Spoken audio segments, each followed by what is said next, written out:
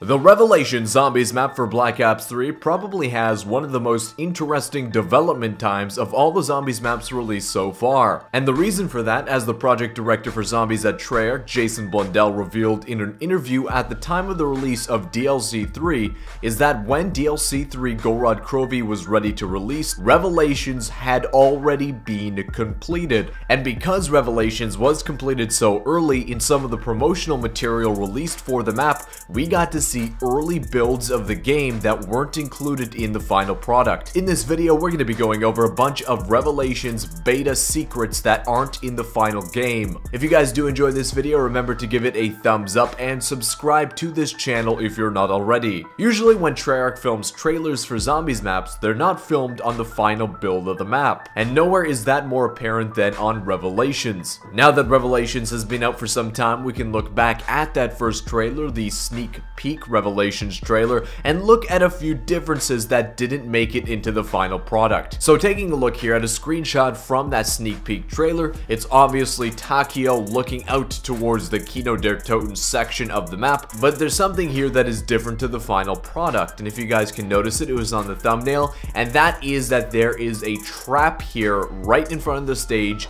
that doesn't make it into the actual map. You can clearly see the trap switch sitting in front of the first row seats inside the Kino theater, but when we take a look at the final version, that trap is not there. The question is, what do you guys think that trap would have done? I've heard some people speculating that that could have been the activation switch for an automatic turret, similar how it was on Kino, just at a different activation point, or some kind of electricity trap that electrocutes the water that's sitting in front of the Kino stage, making that as an impassable barrier, which would have been really cool. Unfortunately, it seems like this is just one of those features that for whatever reason didn't make it into the final build of the game. Now checking out another screenshot from the trailer, and this is obviously a shield in the Der Eisendracht portion of the map, but there's something wrong here. The shield on the final build of Revelations is the Gorod Krovi shield, whereas this is the Shadows of Evil shield. Questions about this shield have been pervasive, mainly, well, why is this in the trailer if it's not in the final build of the game, and is there a way to unlock that original shield within of Revelations? Up until now, unfortunately, we haven't found any evidence that there is, so we can assume that this shield is one of those factors that the game devs changed once the game was put into its final build for whatever reason. And this brings me to a question on why perhaps we're seeing these changes. We don't know whether Revelations was worked on simultaneously with Gorod Krovi, or Gorod Krovi was completed first, Revelations completed second, or if it was the other way around, Revelations completed first and Gorod Krovi after that. And that's why in these first builds of the game, where there's no Gorod Krovi content because it hasn't been created yet, we see the original shield, and then once Gorod Krovi was made, the assets created, they then switched the shield from when the original trailer was filmed to the updated version with the new assets. Now we're going into the code of the game to check out some other cut content that was seemingly planned for Revelations, but then was dropped at the last minute for whatever reason. And there's two big pieces of cut content that I want to kind of go over.